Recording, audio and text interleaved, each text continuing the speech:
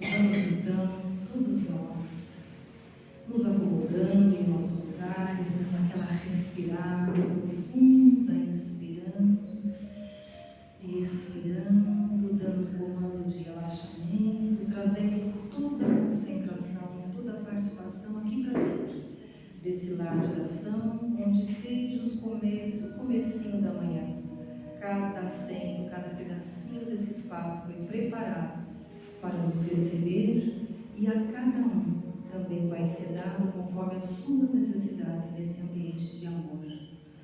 Pai amado, Jesus querido, nossos amigos, guias espirituais, que cada um de nós possamos receber conforme o que precisamos, e principalmente através dessa palestra de hoje, nós possamos internalizar o sentido do amor, o sentido da paz, e que mais uma vez cada um de nós possamos ser um bom discípulo de Jesus. Pedimos também aos nossos amigos espirituais que auxiliem o nosso companheiro Douglas, que é o palestrante da noite de hoje, e vamos então nos preparando com muita gratidão no coração para mais um ensinamento. Que assim seja.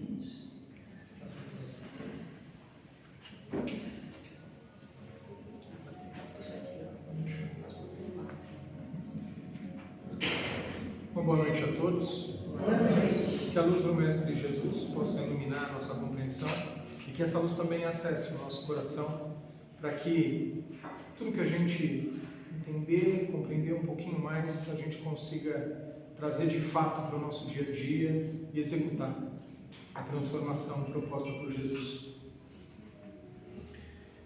Hoje, a reflexão, ela vem do capítulo 42 do livro Fonte Viva. E nesse capítulo, de nome Por um Pouco, Emmanuel se inspira num trecho que está ali na carta de São Paulo aos Hebreus, no capítulo 11, no versículo 25. Eu vou ler ele aqui rapidinho. Escolhendo antes ser maltratado com o povo de Deus, do que por um pouco de tempo ter o gesto, o gozo do pecado. Aqui nesse trecho, especificamente, Paulo está falando do exemplo de Moisés. Se a gente lembra bem do filme dos 10 Mandamentos, né, para quem já assistiu, Moisés, tem algumas versões. Moisés nasceu, a sua mãe colocou ele num rio, para ele não ser morto, que por conta de profecias as crianças estavam morrendo, estavam sendo mortas, né? Nesse rio ele vai parar na família do faraó. Eles estavam no Egito. Ele vai parar, se não me engano, ou é a irmã do faraó, eu acho que é a irmã do faraó. Pega e adota ele. E ele é criado como um daqueles que vivem na corte do faraó. E esse mesmo personagem é o personagem que entende que ele não é um egípcio, ele é um judeu, e os judeus eram escravizados à época, e ele lidera uma libertação dos judeus. Ele tinha tudo. Ele era como se fosse o número 2 do reino. Ele não ia ser faraó. Quem ia ser faraó era o primo dele, mas os dois cresceram juntos, foram formados juntos. E ele tinha à disposição dele todos os luxos, todos os confortos, por que não dizer todo o poder, porque como amigo do faraó, próximo do faraó, ele influenciaria diretamente nas decisões. Então, ele abandona tudo isso. E abandonando tudo isso, ele assume essa libertação do povo judeu do Egito. E aqui Paulo está falando exatamente isso, porque a carta aos Hebreus foi uma carta que ele escreveu para os judeus da época, querendo falar para eles sobre o cristianismo, sobre as mensagens que Jesus passou naquele momento, e que os judeus, que continuam sem acreditar que Jesus é o Messias até hoje, Paulo, ele era um judeu também, então ele sabia exatamente como os judeus pensavam. Então, ele colocou esse exemplo de Moisés para explicar para os judeus exatamente um aspecto. E eu vou falar desse aspecto daqui a pouquinho. Antes, eu quero me apegar a esse por um pouco. Porque no trecho que vem da carta de São Paulo, ele fala que Moisés abandonou tudo que ele tinha, e ele chama esse tudo que ele tinha, e olha como eu falei, tudo, né? Ele chama de um pouco de gozo, de prazer. E ele fala desse pequeno versículo das potencialidades que tem em se aderir aos propósitos da vida eterna. E Emmanuel, nesse trecho, capítulo 42, não vou ler, né? Fonte Viva, vocês têm a referência para poder ler. Mas o Emmanuel, ele se inspira e diz assim, que a vida que a gente tem, ela é uma coisa passageira, ela é uma coisa momentânea. E esse momento, apesar de, em alguns exemplos, a gente encontrar pessoas que estão passando dos 100 anos, esse tempo ainda é um tempo. E Emmanuel, ele se baseia, obviamente, aqui claramente no Velho Testamento, no Novo Testamento, que foi o que Jesus trouxe, mas Emmanuel, já na terceira revelação, com o Espiritismo, ele se baseia no aspecto da vida eterna que a doutrina apresenta para a gente. Que não importa o que aconteça, por mais que nós desencarnamos, nós vamos viver eternamente. Esse é um dos 5 pilares da doutrina espírita. Mas Emmanuel também se apega a um outro pilar, que está por baixo desse pilar, nesse capítulo 42, mas que Paulo reforça bastante na carta que ele está mandando para os hebreus, principalmente nesse capítulo. Como que a gente pode, de fato, se engajar nesse propósito de só um pouco, sem a gente ter fé no que a doutrina está falando para a gente? Entender os sistemas, a organização da doutrina, entender como funciona a reencarnação, entender a importância da providência e da previdência divina nas nossas vidas, não é fácil. Aliás, é fácil. Entender isso é fácil. Um pouco de estudo na doutrina, um evangelho no lar de 1 ano, lendo um trechinho a trechinho do livro dos Espíritos, ou do Evangelho segundo o Espiritismo, traz isso para a gente.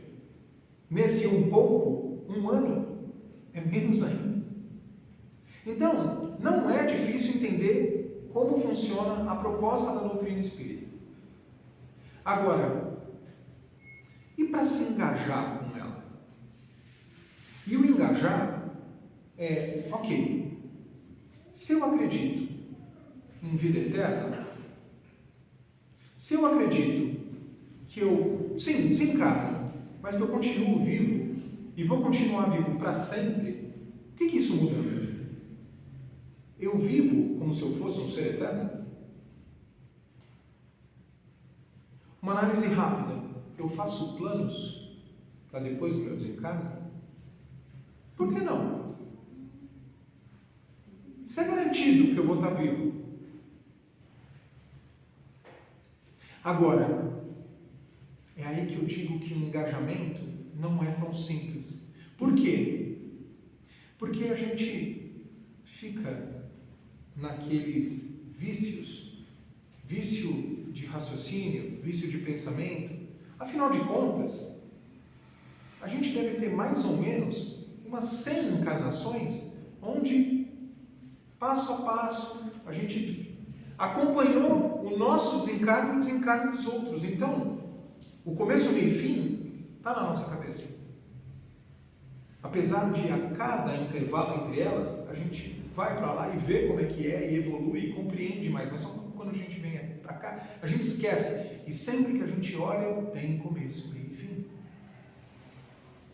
Então, se engajar com isso é complicado, é difícil. E difícil porque se eu preciso ter realmente fé no que a doutrina diz para que eu me engaje nisso. Para que eu tenha confiança de que todos os planos que eu estou fazendo agora, para depois do meu desencarne, estão valendo a pena. Senão estou perdendo tempo.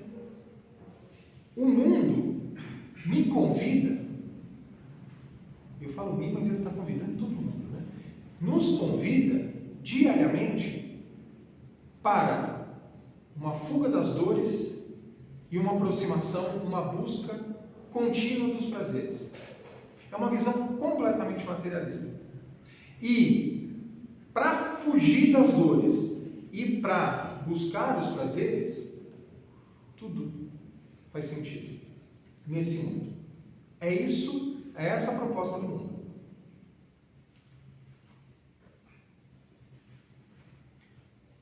Se por um acaso, né, tem uma analogia muito boa, né? Se você, eu vou mudar um pouquinho, eu lembrei de um trecho do Chico. O Chico, ele perguntou para Emmanuel, Emmanuel, quem são os criminosos? Vocês já ouviram essa? E aí o Emmanuel respondeu para ele, Chico, criminosos são todos nós que foram pegos. Porque invariavelmente a gente sempre está buscando, se a gente não tem esse engajamento com o que a doutrina traz para a gente, uma fuga das dores, uma busca pelos prazeres. Fugir disso tudo a hora que a gente busca conforto pra gente. Agora, é condenável tudo isso? Buscar conforto? Buscar uma vida melhor? Não, não é. Agora, o que a gente faz com o pouco que nos é dado? Mas, para concluir o raciocínio dessa parte da fé, quando a gente pergunta sobre fé, é muito comum na argumentação, na forma que a gente trata a palavra fé hoje em dia, a gente pensar em religião. E religião, né, a gente inclusive quando vai perguntar para alguém, uma das formas de você perguntar a religião de alguém é qual é a tua fé?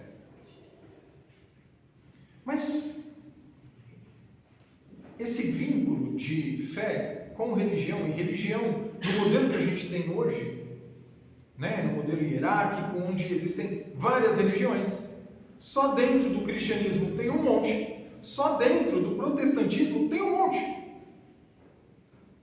E qual é a tua? E a gente busca sempre se encaixar. Dentro do próprio espiritismo tem divisão. A fé, dessa forma, é tratada como crença. Mas será que fé é crença? Essa pergunta, ela é conectada diretamente com o que eu falei no começo. Entender os aspectos que embasam a doutrina espírita é fácil. Acreditar neles também é fácil. Então, acreditar não é ter fé. Essa fé que Paulo está falando aqui, que Moisés teve, e essa fé que ele está reacendendo, buscando reacender para o povo hebreu. Fé, na origem da palavra, ela tem a ver com confiança, ela tem a mesma raiz etimológica. Se fé é confiança, e Paulo está trazendo para a gente que o que a gente precisa Paulo e Emmanuel, né? Que o que a gente precisa é ter confiança nessa vida eterna. Quem tem confiança, duvida. Quem tem confiança, assim, ele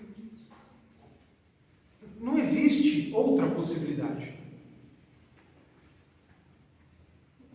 Alguém duvida que o sol vai nascer amanhã? A gente confia nisso. Essa é a força que a fé tem que ter dentro da gente. E, dessa forma, fica um pouco mais fácil o engajamento com as propostas da doutrina. Essa proposta de vida eterna. Mas, ok, né? Já entendi que eu preciso confiar na vida eterna e uma das formas de eu fazer isso é eu agir de fato como se eu fosse um ser imortal.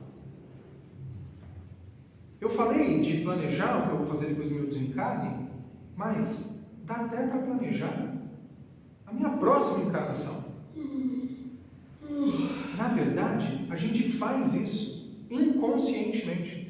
Toda vez que a gente comete um equívoco, a gente acumula uma responsabilidade para as próximas.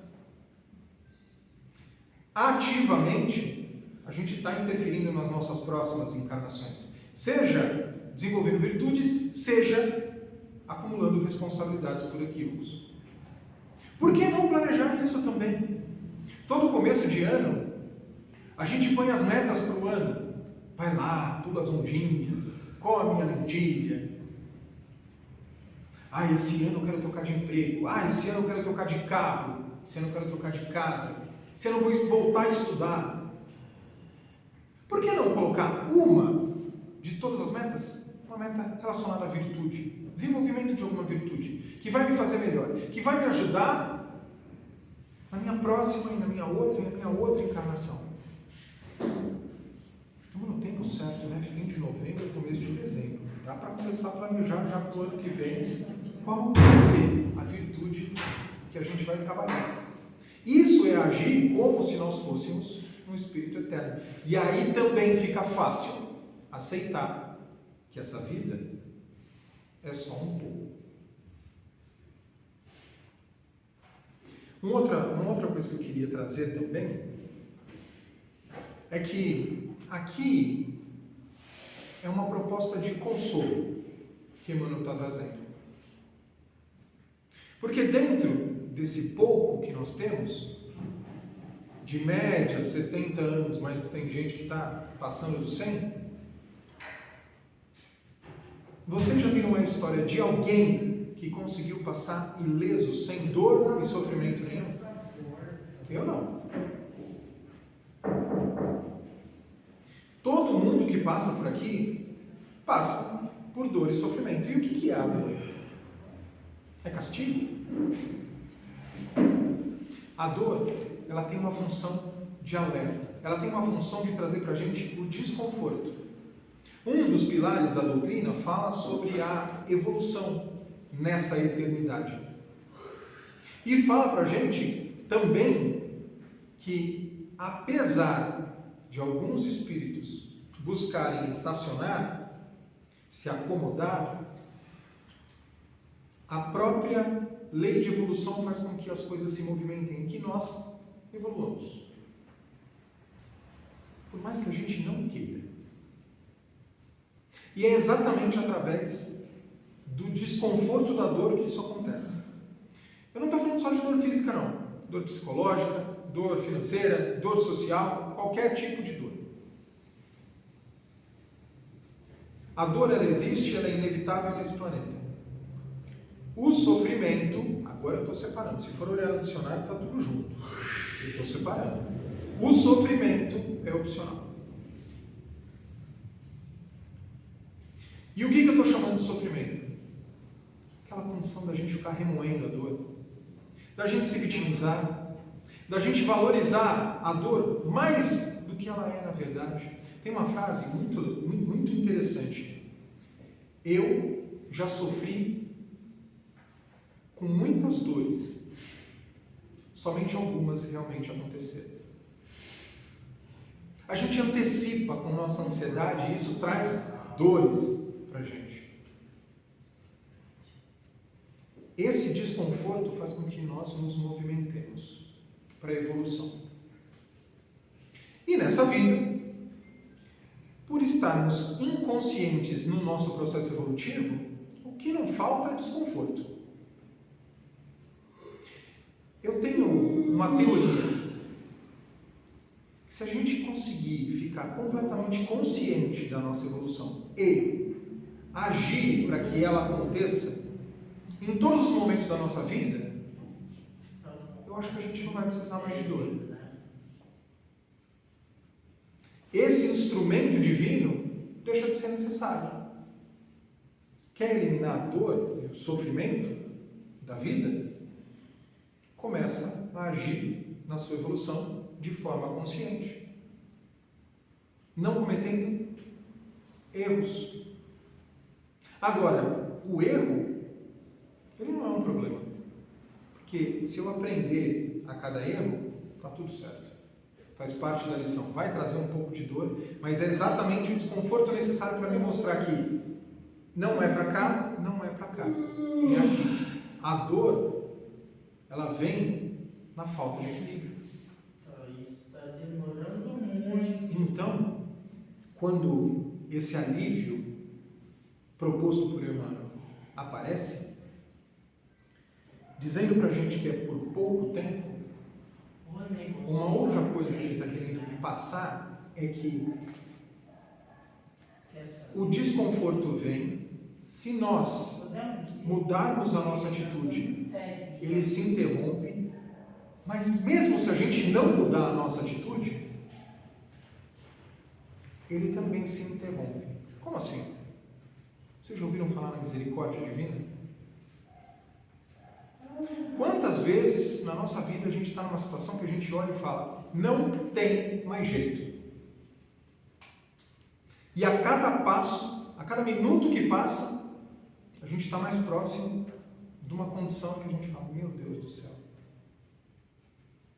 E aí, de repente, o problema desaparece da nossa vida assim. É pelo nosso merecimento? Talvez não. É porque talvez a cruz esteja mais pesada do que a gente pode carregar. Não existe desperdício na natureza, certo? A natureza, por si só, não tem desperdício. O que sobra de um lado, alimenta outro lado. Se tem abundância num período, vai ter falta no outro. O equilíbrio sempre acontece. E na didática divina é a mesma coisa. Não existe desperdício de nada, nem de dor. Toda vez que a dor está ficando maior do que o nosso entendimento, o nosso aprendizado precisa, a misericórdia divina age, dando um pouco de alívio para a gente. Isso não quer dizer que a gente está liberado da cruz. Esse alívio vem, a gente se fortalece mais um pouquinho, só que a cruz cresceu um pouquinho mais. A gente vai ter que passar pelo processo evolutivo. A cruz não é, nesse caso, um castigo. É o aprendizado, é o desenvolvimento do nosso espírito, é o desenvolvimento da nossa virtude, é a reparação de um equívoco cometido lá atrás. Mas se por um acaso estiver ficando muito difícil, eu sou aliviado. E isso tem a ver só com esse por um pouco. Tem uma frase que Emmanuel diz que é uma mensagem de Maria para Chico. A mensagem é: tudo passa. Se sua vida estiver muito ruim, isso vai passar. Se sua vida estiver muito boa, passar. Isso quer dizer por um pouco. Então, aqui, o convite de Emmanuel é que nós tenhamos fé, confiança na vida eterna, confiança na lei de evolução, confiança que seremos e alcançaremos a perfeição. Mesmo se agora estamos evoluindo de forma semi-inconsciente, porque se a gente está sentado aqui, não está completamente inconsciente. Se a gente está evoluindo de forma semi-inconsciente, vai chegar um momento que a gente vai assumir as rédeas da nossa evolução e vai conseguir fazer todo o processo. E a gente tem que ter confiança nisso. Não por nós, mas porque somos criaturas divinas. A qualidade de perfeição dele emana para nós. Ter confiança na existência desse Deus também faz parte do processo. Se a gente tiver essa confiança em Deus, na vida eterna e na evolução garantida, a gente consegue ter a paciência proposta por Emmanuel, esse por um pouco. Por mais que ela demande 150 anos de uma encarnação.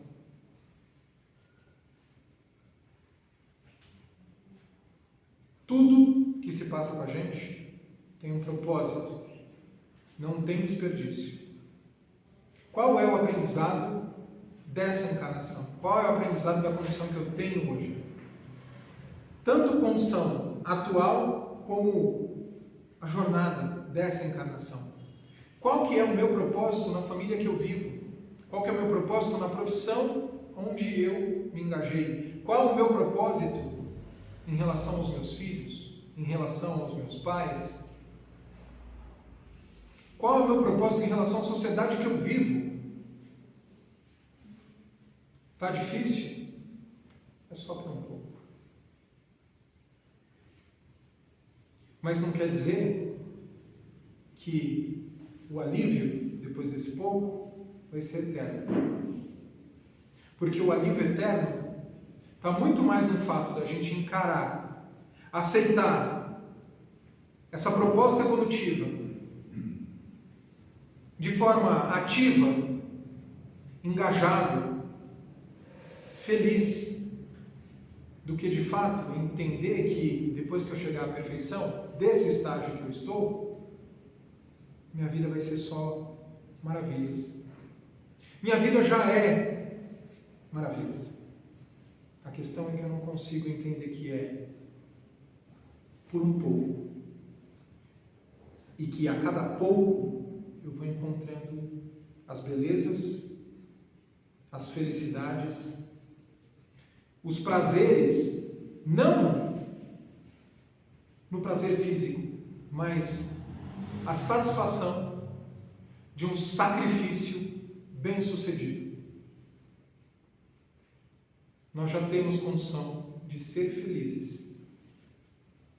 No processo evolutivo, de forma constante, estou dizendo, no processo evolutivo, esse é um dos aprendizados. Porque olhando para o que Deus propõe para a gente daqui para frente, até quando alcançarmos anos de virtude, não tem moleza, não tem tranquilidade. Afinal de contas, como é que vocês acham que deve ser o trabalho do nosso anjo da guarda? Que a gente consiga encontrar felicidade pelo aprendizado e pelo sacrifício da execução do que a gente tem para fazer hoje. Esse pouco, que de pouco em pouco vai virar muito, dentro de nós, edificando essa divindade que eu comentei e que, como a gente aprende com a doutrina, não seremos deuses, mas ainda assim conseguiremos alcançar um estágio capaz de sermos agentes diretos de Deus, como Jesus. Uma boa noite a todos.